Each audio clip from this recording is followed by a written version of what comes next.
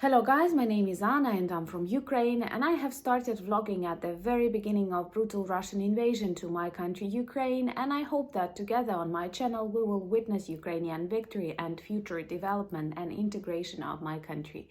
If you want to know the updates and the details about Ukrainian life and you are new to the channel, please subscribe and join our beautiful community of friends.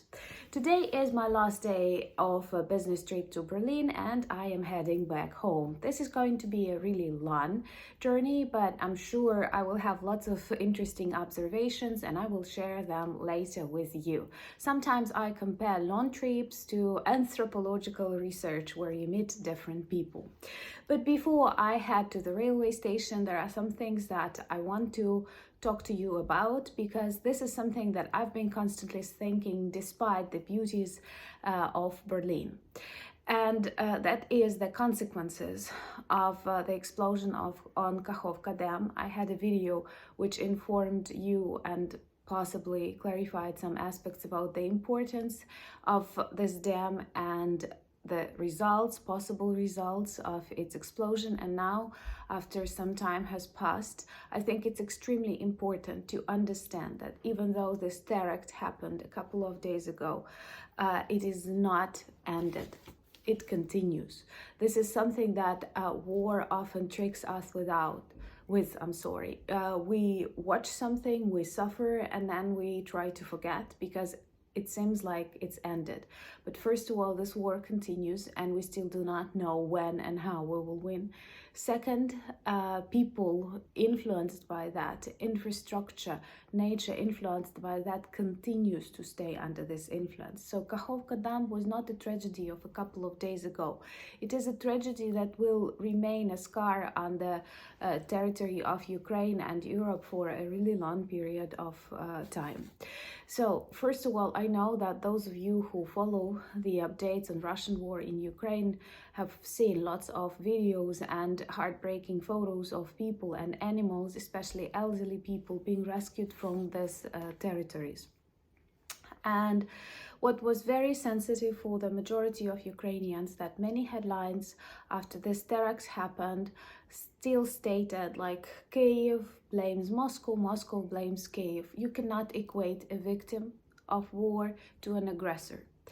And of course, this terror was planned and organized by Russia, and there are lots and lots of things that prove it, starting from the law that was implemented in Russia just before the explosion, which allows them not to investigate catastrophes of this type, and finishing with these threats and these narratives that existed and even caught phone calls and conversations, and of course the data of intelligence services, and luckily not only Ukrainians, so you can trust others if you don't trust Ukrainians.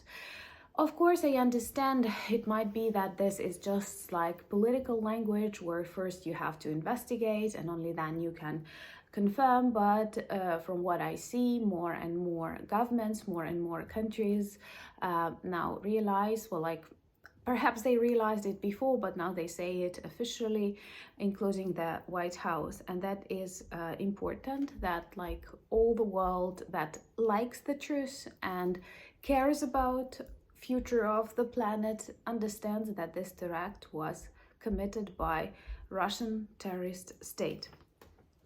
Also, they demonstrated once again that they don't care about people. And I think, by the way, the destruction of this dam is a clear demonstration that they don't want to invade Ukraine. They want to erase Ukraine, because any normal invader, if such combination of words is possible, cares about the infrastructure, the nature, and possibly even the human resource that he or she are trying to conquer, because they plan to use it. And Russians, they simply want to erase Ukraine. They deny our existence, so it's actually not a crime. They have killed all the Ukrainians that have never existed. That's how it works in Russian brain. But they don't care about their people they proclaim theirs, like Crimea, for example, that now will remain without any fresh water because Kakhovka Dam and water supply was super important for that. And Of course, this will cause some problems to Russian soldiers, I guess. And one more very vivid evidence for the Hague trial. And I hope one day I will travel to The Hague to party with you while we will watch Putin and his propagandists and his ministers being there.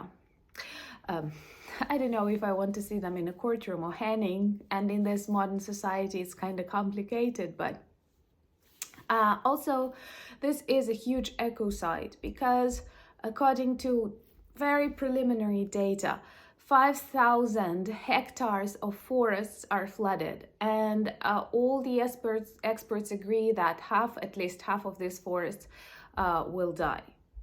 10,000 birds, 20,000 different animals, and lots of fish will die out because their natural habitats changes, is destroyed. So to some extent we may say that this Kakhovka region turns into an awful grave for lots of innocent creatures, for millions, if we think about insects and other things. This is an example of an ecocide, and I was trying to find anything similar in the last decades, and I could not. Because it is not the result of an accident, it's a result of a targeted attack on Ukrainian infrastructure by a terrorist Russian state. If you think of any other examples of ecocide of this size, please let me know. And what is also important, and it's very vivid, only the Ukrainian side is working on the solution of this trouble. So once again, Russia does not plan to live, work, and develop on these territories. It simply wants to destroy the world. Nothing happens, and that is perhaps the most tragic thing that I often think about. Nothing happens on temporarily occupied territories. And you know that the left side of the river, which is more influenced by flood and by the results of this terror, they are under Russian temporary control, and there are lots of people, there are dozens of settlements flooded, and people are trapped on the roofs of their houses, in their houses. There are lots of elderly people living in these villages, there are lots of animals, and no one can have access to them. Russia does not have rescue operations planned for them, and they are trapped. I don't know what will happen to them, and here is the moment where I ask this question to the Red Cross, to the United Nations, and other organizations that are so neutral and at the same time so concerned during these war times. Do you feel neutral about these people on the roofs with their dogs dying in the sun, surrounded by brown water? Now, Ukrainians working really hard, starting from defense, finishing with the president and various experts, to think what is possible in this situation, because this is a true ecocide, and the size of influence, negative influence on our environment, we cannot predict. Recently, it seems to me yesterday, there was a conversation with lots of eco-experts, and including the so famous Greta Thunberg. I don't know, how do you feel about her, but anyway, she is a huge attractor to this important conversation. And it reminded me, and my English may not help me here, it reminded me of one biblical story that when I was a child, it was on the news, it was as a cartoon, and I remembered it really well, about two mothers coming to King Solomon, I guess, claiming that the baby belongs to each of them. And then he says, so I will cut the baby in half, and each of you will have a half of the baby if both of you are mothers. And one of them says, yes, I am, do it.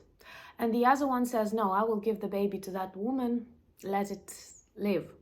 And this is an illustration so that a true mother cares about the child and is even ready to do whatever it needs.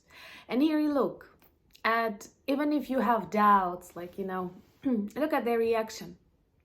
Ukraine having to protect its territory, having to mend its destroyed infrastructure, deal with hundreds and thousands of new refugees, with evacuation trains and so on, organizes meetings, conferences, invites experts to save the territories, people and animals. Why?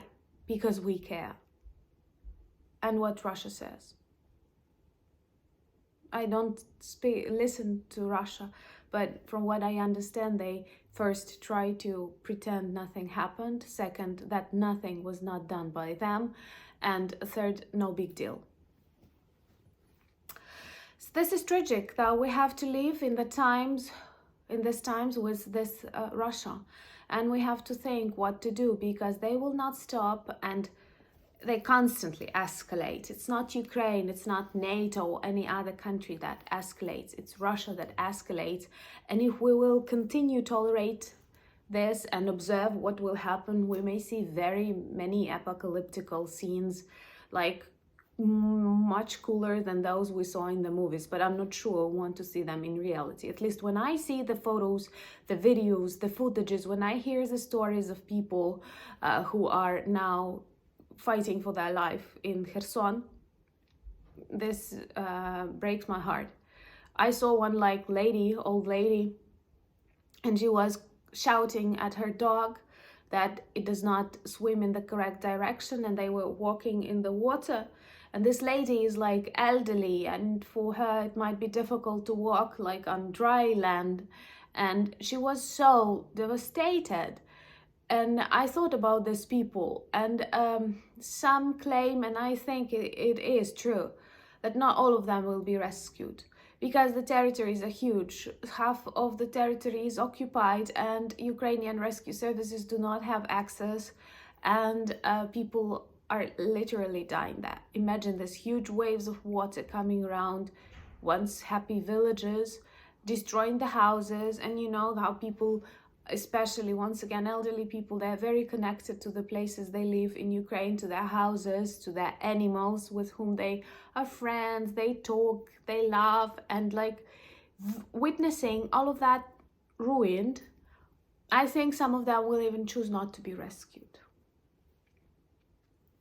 Because of course they can come to live in Kyiv, but try walking in their shoes. Imagine their life, what they observe, what they see, in what times they have to leave. And this is tragic, and it did not end at the moment when the dam exploded. It all continues to destroy a beautiful country, and nothing happens in Russia.